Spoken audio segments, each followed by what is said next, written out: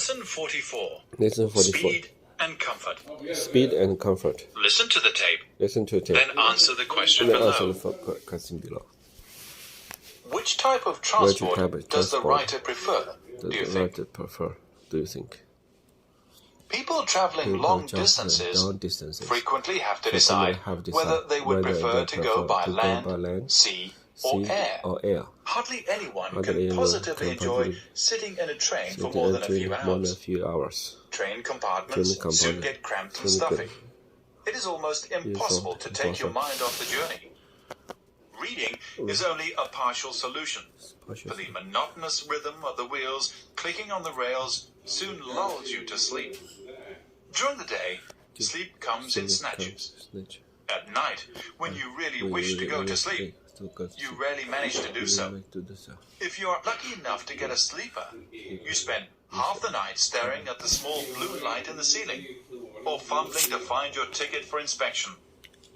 Inevitably, you arrive at your destination almost exhausted. Long car journeys are even less pleasant, for it is quite impossible even to read.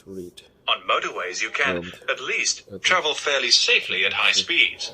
But more often than not, the greater part of the journey is spent on roads with few service stations and too much traffic. By comparison, ferry trips or cruises offer a great variety of civilized comforts. You can stretch your legs on the spacious decks, play games, meet interesting people, and enjoy good food. Always assuming, of course, that the sea is calm. If it is not, and you are likely to get seasick, no form of transport could be worse.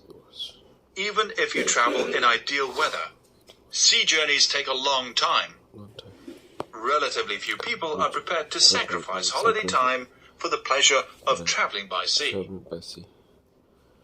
Aeroplanes have the reputation of being dangerous, and even hardened travelers are intimidated by them. They also have the disadvantage of being an expensive form of transport.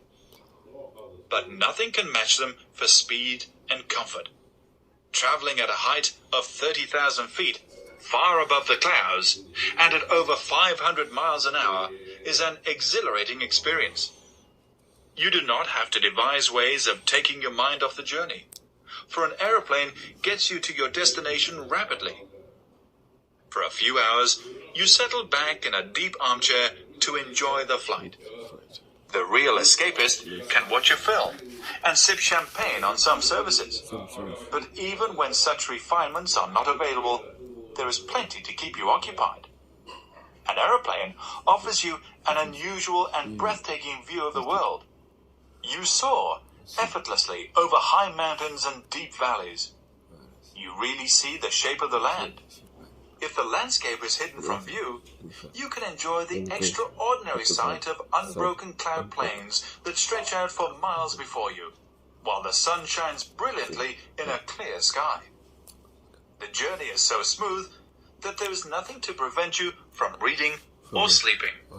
However you decide to spend your time, one thing is certain. You will arrive at your destination fresh and uncrumpled. You will not have to spend the next few days recovering from a long and arduous journey.